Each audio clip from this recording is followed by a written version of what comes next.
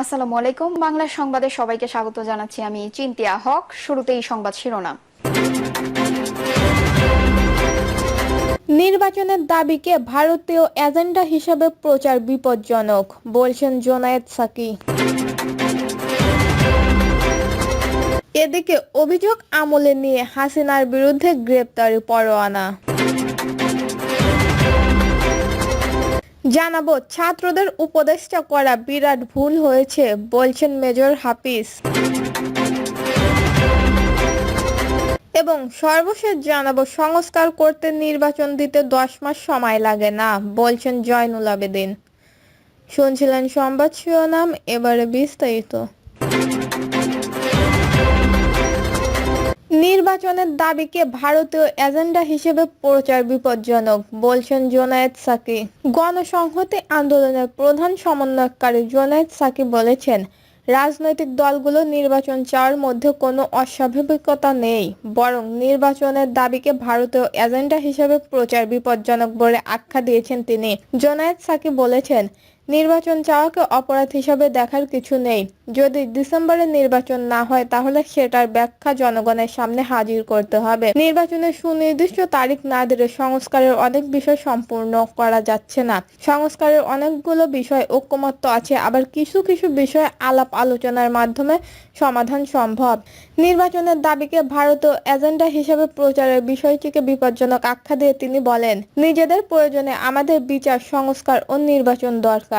ভারতের কোনো মিডিয়া কিংবা কোনো রাজনৈতিক ব্যক্তি বাংলাদেশের নির্বাচন চাইলেন আর এখানে নির্বাচনের দাবি করা ভারতের ইচ্ছা অনুযায়ী হচ্ছে বলে মনে করা, এই ধরনের প্রচার অত্যন্ত বিপজ্জনক। বিপ্লবী ওয়ার্কার্স পার্টির সাধারণ সম্পাদক সাইফুল হক বলেন, যারা শেখ হাসিনাকে ফ্যাসিস্ট হয়ে উঠতে সাহায্য করেছেন, এখন তারা নতুন তবিয়ত রয়েছেন।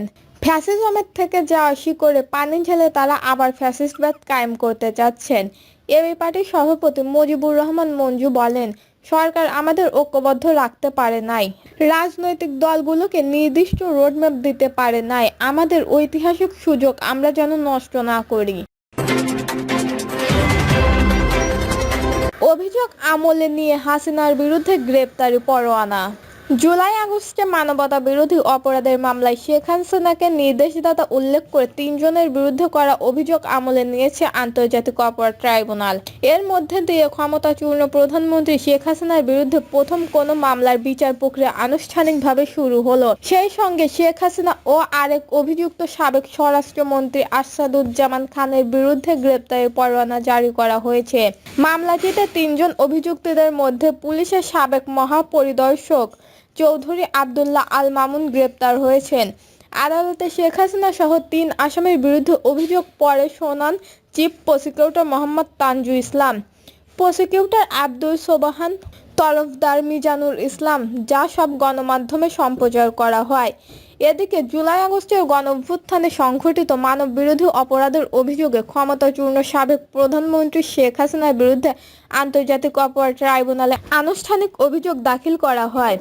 এর আগে গত 12ই মে জুলাই আগস্টের গণহত্যার ঘটনায় শেখ হাসিনার বিরুদ্ধে তদন্ত প্রতিবেদন দাখিল করে তদন্ত সংস্থানের কর্মকর্তারা। তদন্ত প্রতিবেদনে জুলাই গণহত্যার নির্দেশদাতা হিসাবে শেখ হাসিনার নাম উঠে আসে। গত 18ই ফেব্রুয়ারি জুলাই আগস্টের গণহত্যার ঘটনায় শেখ হাসিনার বিরুদ্ধে তদন্ত বিষয় এপ্রিলের মধ্যে শেষ করার নির্দেশ দেয় ট্রাইব্যুনাল। আন্তর্জাতিক অপরাধ ট্রাইব্যুনালের চেয়ারম্যান বিচারপতি মোহাম্মদ গোলাম মর্তুজা মজুমদারের নেতৃত্বে 3 সদস্যের ট্রাইব্যুনাল এ আদেশ দেন। প্রসিকিউশনের সময় আবেদন পরিপ্রেক্ষিতে আদালত এ আদেশ দেন।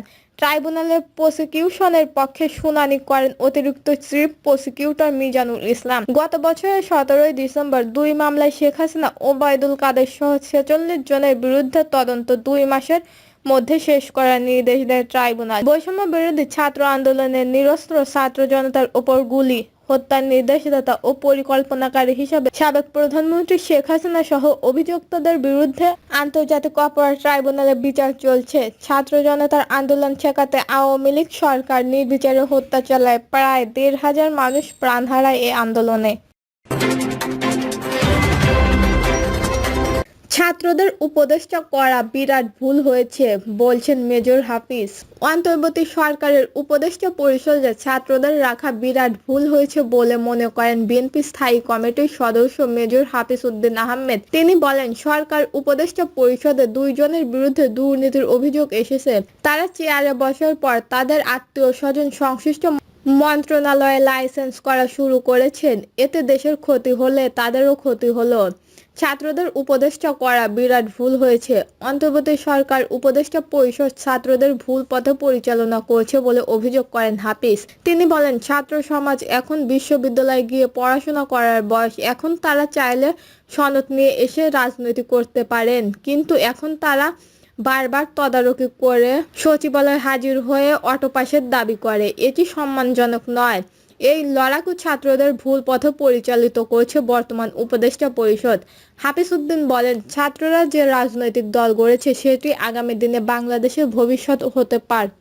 তারা যদি এখনই ক্ষমতায় যাওয়া বাদ দিয়ে দল সৃষ্টি করে আগামী নির্বাচনে অংশগ্রহণ করত, তাদের উজ্জ্বল ভবিষ্যৎ ছিল। কিন্তু অল্প বয়সে মন্ত্রী পরিষদ ঢুকিয়ে দিয়ে তাদের নষ্ট করে দেওয়া হয়েছে। প্রধান উপদেষ্টার বক্তব্যে বিএনপি আশাহত হয়েছে উল্লেখ করে তিনি আরও বলেন, ইউনূস সাহেব অসত্য কথা বলেছেন। জাপানে গিয়ে তিনি বলেছেন, একটি মাত্র দল বিএনপি ডিসেম্বরের মধ্যে নির্বাচন চায়, অথচ 42টি দল তার সামনে গিয়ে বলেছেন ডিসেম্বরের মধ্যে নির্বাচন চাই। বিএনপি স্থায়ী কমিটির এই সদস্য বলেন, 9 মাস যুদ্ধের পর দেশকে স্বাধীন করেছেন মুক্তিযোদ্ধারা। মুক্তিযোদ্ধারা যখন বললেন অবিলম্বে নির্বাচন হওয়া প্রয়োজন, এর জন্য আর কারো সার্টিফিকেটের প্রয়োজন হয় না। একটু মহল স্বাধীনতা বাংলাদেশ ভালো না লাগলে এখন সেকেন্ড রিপাবলিকেশন কথা আকাশ বাতাসে ঘুরে 72-এর সংবিধান ছুঁড়ে ফেলার কথা বলা হয়। সংবিধান তো যে কোনো নির্বাচন সরকার পরিবর্তন করতে পারে, কিন্তু 71-এর গন্ধ আছে। মুক্তিযোদ্ধারা এর সঙ্গে জড়িয়েছিলেন, সেই কারণে 71-এর কোনো কিছুই এখন আর ভালো লাগে না এই মহলের।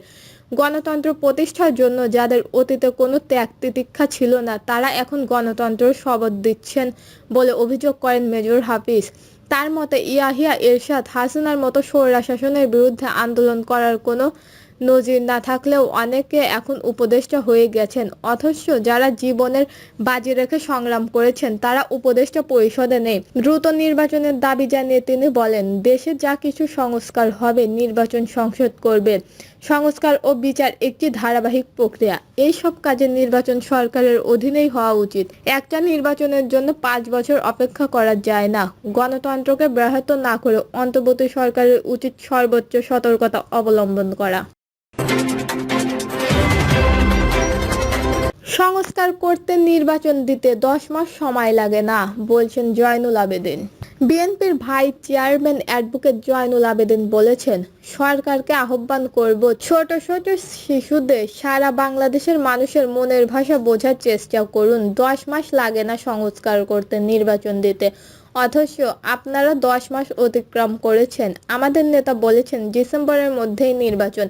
এর মধ্যে নির্বাচন দিতে সসম্মানের সঙ্গে চলে যাবেন। আমরা সবাই সহযোগিতা করব। অনুষ্ঠানে জিয়াউর রহমানকে স্মরণ করে জয়নুল আবেদিন বলেন, ফ্যাসিস্ট সরকার চেয়েছিলেন জিয়াউর রহমান সকলের অন্তর থেকে মুছে ফেলতে, কিন্তু মানুষের মন থেকে তাকে মুছে ফেলা যায় না। তিনি মানুষের অন্তরে গেঁথে আছেন। এর কারণ আসছে কয়েকটা। তিনি বাংলাদেশকে ভালোবাসেন বলেই স্বাধীনতার ঘোষণা করেছিলেন, যুদ্ধ করেছিলেন। বাংলাদেশে তলাবিহীন ঝুলিতে পরিণত হয়েছিল, এতে তিনি আঘাত পেয়েছিলেন। বিএনপির এই ভাইস চেয়ারম্যান বলেন, জিয়াউর রহমান মানুষের জীবনে অন্তরে চিরদিন থাকবে। তার পরিবার পরিজনের সংগ্রাম দুর্যোগ অতিক্রম করে বেঁচে আছেন। আল্লাহ সহায় থাকলে কেউ মেরে ফেলতে চাইলেও পারবে না। বিএনপি চেয়ারপারসন বেগম খালেদা জিয়াকে মেরে ফেলতে চেয়েছিলেন, কিন্তু পারেননি। আগের চেয়ে এখন ভালো আছেন। তারেক রহমানের বাবা স্মৃতি ধরে রেখেছে। হাজার মাইল দূরে থেকেও বিএনপি ঐক্যবদ্ধ করে রেখেছে। গণতান্ত্রিক জন্য আন্দোলন করেছে, আগেও করেছে, সামনেও করবে। দর্শক, এই ছিল এখনকার সর্বশেষ নিউজটি ভালো লাগলে একটি লাইক দিন, কমেন্টে আপনার মতামত জানান এবং আমাদের পাশে থাকার জন্য বেল বাটনটি অন করে রাখুন। ধন্যবাদ।